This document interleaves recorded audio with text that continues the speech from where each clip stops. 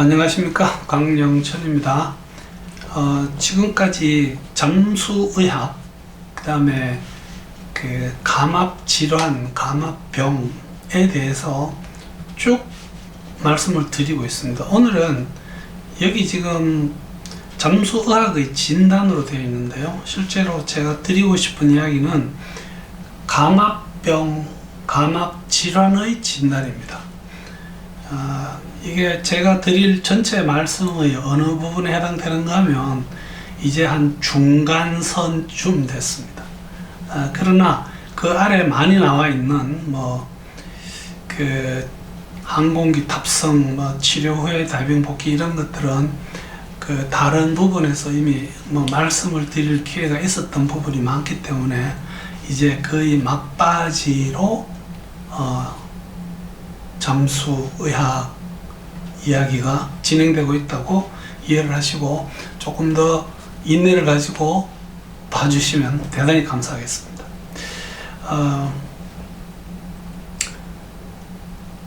감압질환은 병원에서 어떤 혈액검사, 소변검사, 심지어는 엑스레이 같은 데서 이렇게 확진을 할 수 있는 수치적인 증거가 없습니다. 물론 뇌동맥공기색전증 같은 경우는 뇌의 MRI 촬영을 해서 뇌 속에 공기 기포를 찾아낼 수 있습니다. 어느 정도 크기가 된다면요. 그렇지만 그것도 다이빙 했는 병력이 있고 하면 물론 이제 감압병이 의한 거라고 판단을 하지만 사실 어떤 검사로서 아이쿠 당신은 감압병입니다 라고 할 수 있는 그런 게 아닙니다. 오로지 증상이 있고 다이빙을 방금 했고 제가 바로 직전에 지난 시간에 말씀드린 것처럼 다이빙하고 나서 1시간 이내 50%, 6시간 이내에 90% 어떤 증상이 나타났다면 일단 이 사람은 감압병이라고 간주해서 치료를 해야지 더 나쁜 상태로 이어지는 것을 막을 수 있습니다. 그래서 감압병은 진단은 딱 두 가지입니다. 다이빙을 했다는 사실과 지금 감압병의 증상이 있다는 거, 그 두 가지로 감압병을 진단을 합니다. 그 중에 현장에서 우리가 다이버들이 다이빙을 마치고 나와서 현장에서 어떤 증상을 호소를 할 때 저희들이 그 다이버를 진단하기 위한 5분 신경검사법이라고 하는 것을 그 고압의학학회에서 이렇게 제시를 해 놓은 게 있습니다. 이 중에 한 10개 품목이 됩니다. 그래서 좀 이 부분은 중요하기 때문에 여러분들에게 좀 이렇게 설명을 할 수 있는 시간을 가지겠습니다. 첫째, 이분이 지금 자신의 위치, 그 다음에 자신이 다이빙을 하다가 어떤 일이 생겼다고 하는 그런 현실에 대한 오리엔테이션이 있는지 없는지를 봐야 됩니다. 물어보면 됩니다.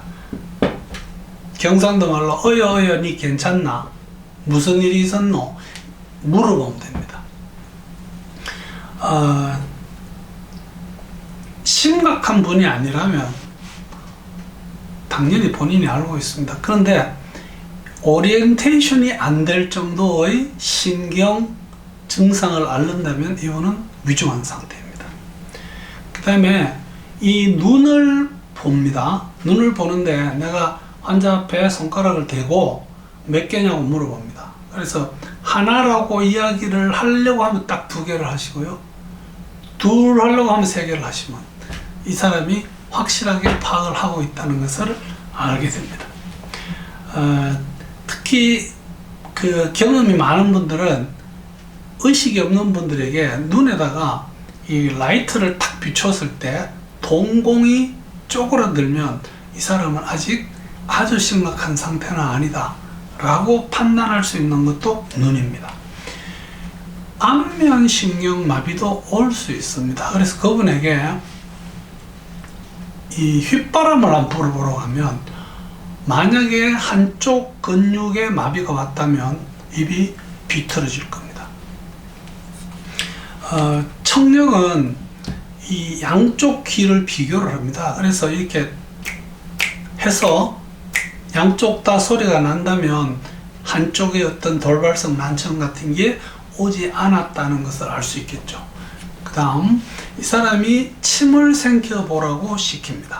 그래서 꿀떡 삼킬 수 있고, 삼킬 때 이 저희들이 소위 갑상연골요, 아담스 애플이 아래 위로 끄덕이는 것을 보면 이 사람이 삼킬 수 있다는 것을 알 수 있습니다. 혀는 내밀어 보라고 합니다.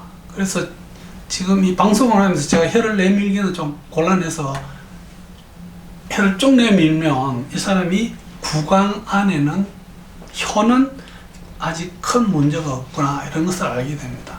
그 다음에 팔, 다리의 근력을 봅니다. 그래서 제일 쉬운 것은 서로 손을 잡고 내 손을, 악수를 크게 한번 해보라고 합니다.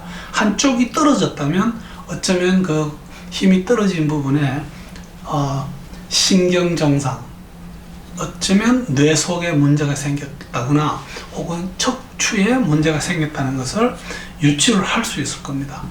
그 다음에는 감각입니다. 그래서 그 양쪽을 똑같이 손으로 이렇게 훑어봅니다. 다리도 마찬가지고요.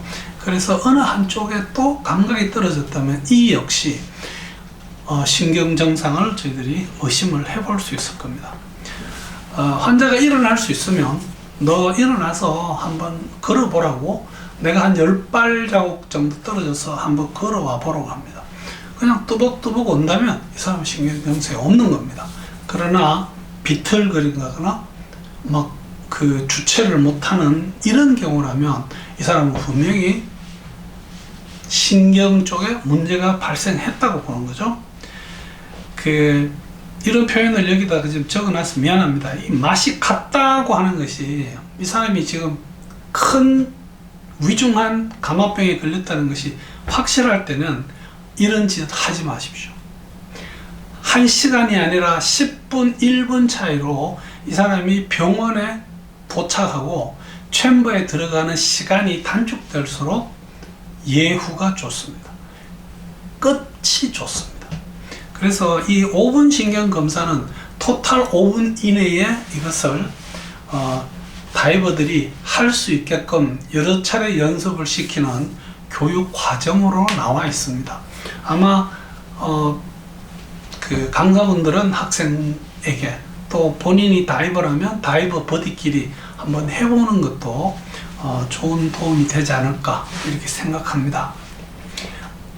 처음 시작할 때 말씀드린 것처럼 감압 질환을 피검사나 소변검사로 확진을 할 수 있는 게 없습니다. 그래서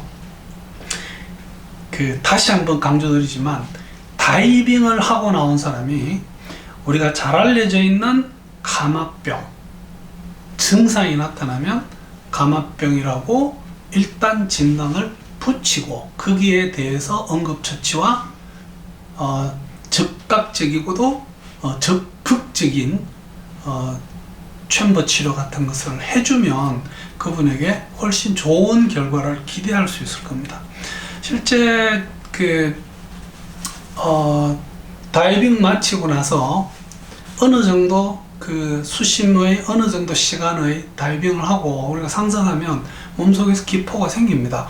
그 기포는 혈류를 따라 올라가서 심장으로 왔다가 폐에서 호흡할 때 시원하게 씻겨 나갑니다.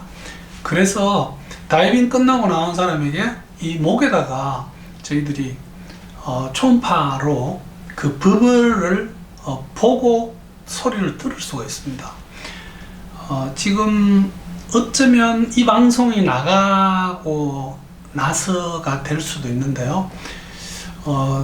지금 6월 말경에 저희들이 지금 PFO를 검사했던 많은 분들에게 자원봉사를 좀 해달라고 부탁을 해서 해양에서 적당한 수심을 정하고 그 적당한 시간을 정해서 거기서 다이빙하고 물 위로 올라오자마자 바로 그 해변에서 눕힌 상태에서 초음파를 해서 정말 다이빙 마치고 나오면 기포가 보이느냐, 그 다음에 또 PFO가 있는 사람의 경우에 기포가 반대편으로 넘어가느냐, 이것을 하기 위해서 지금 추진하고 있습니다.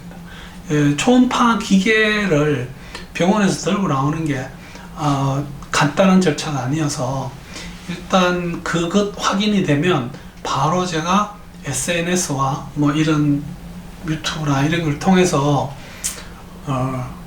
좀 자원봉사해 주실 다이버 분들을 모실까 합니다. 많은 참여를 부탁드립니다.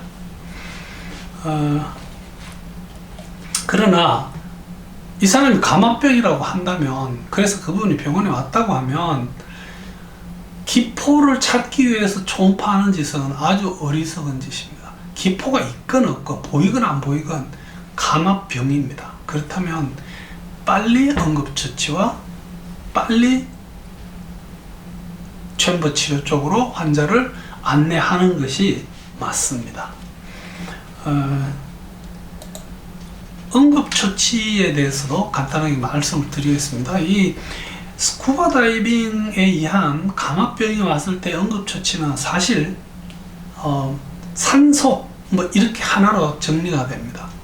그러나 실제 저희들이 알고 있고 저희들이 시행해 줘야 될 응급처치가 몇 가지 더 있어서 그 말씀을 드릴까요? 첫째는 환자를 회복 자세에 이렇게 누워 있게 합니다. 회복 자세라는 말은 사실은 이게 조금 복잡한 내용이어서 제가 회복 자세라고 하는 그 하나의 주제만을 가지고 한번 동영상 제작을 생각하고 있습니다만, 우리가 전통적인 또 정통적인 회복 자세는 왼쪽을 아래로, 그 다음에 다리를 편안하게 한쪽을 꼬고 이 왼팔로 머리를 비고 해서 눕는 자세를 회복 자세라고 합니다. 이것이 그 감압병 환자한테 꼭 필요한 건 아닙니다. 본인이 앉거나 서거나 눕거나 가장 편한 자세로 있으면 됩니다.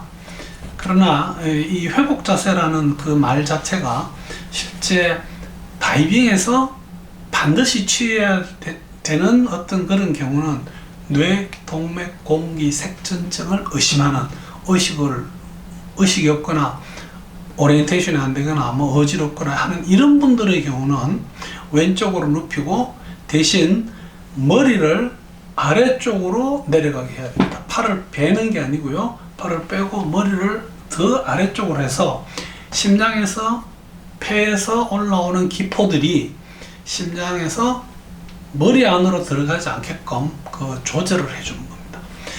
그거 나중에 제가 회복 자세에 대해서 말씀드릴 때 한 번 더 정리를 해 보겠습니다.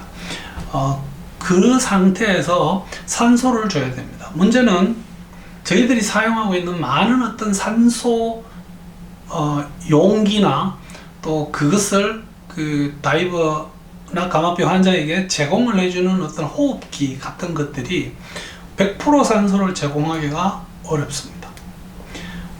예를 들어서 위에 덮는 마스크, 코에 넣는 어떤 아줄이나 이런 놈들이 산소가 공기의 오염을 많이 받습니다. 그래서 100% 산소를 먹을 수 있는 방법은 우리가 호흡 조절기, 스쿠버 할 때 쓰는 호흡기와 같은 원칙의 호흡기를 거기다가 산소에다 연결해서 흡입을 하면 100% 산소를 먹을 수 있습니다. 이런 것들을 가르치는 것이 산소 공급자 과정입니다. 그 다음에 필요하다면 환자가 의식을 잃거나 뭐 심장이 마비가 오거나 하면 당연히 심폐소생술을 해야 될 거고요. 빨리 응급구조대를 불러서 필요하다면 AED 시술도 해야 될 겁니다. 의식이 있다면 물을 줘야 돼요. 알코올성 카페인 있는 이런 음료는 쓰면 안 됩니다. 의식이 없다면 물을 줘서는 안 됩니다. 왜냐하면 의식이 없는 사람에게 물을 먹이면 그 물이 역류해서 폐로 들어갈 수 있기 때문에 그렇습니다. 그게 지금 말씀드린 거고요. 이 100% 산소를 공급할 때는 최소, 이건 최소입니다. 1분에 15리터 정도가 들어갈 수 있는 양으로 조절을 해야 됩니다. 이런 내용들을 된 산소 공급자 과정에서 교육을 하고 있습니다. 제가 알기로는 지금 거의 대부분의 스쿠버 다이빙 교육 단체들이 가지고 있는 응급처치, CPR, AD 이런 교육에 산소 공급도 포함되어 있습니다. 그러나 실제 그냥 제 욕심으로는 이 산소 공급자 과정이 너무 간단하다고 해야 될 것 같습니다. 너무 좀 부족합니다. 그래서 제가 기회가 된다면 이 산소 공급자에 해당되는 어떤 이론적인 것과 또 실습적인 것까지를 동영상을 찍어서 여러분들과 함께 공유를 할까 합니다. 지금 오늘은 감압병의 진단이 혈액이나 소변 검사로 되는 게 아니라는 것.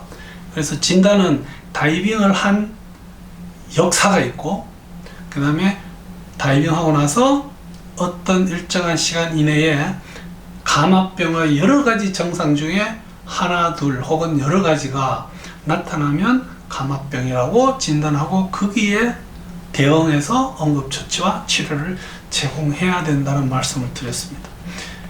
산소는 가급적이면 100% 산소를 1분에 15리터 정도 흡입할 수 있게끔 주는 게 좋겠습니다.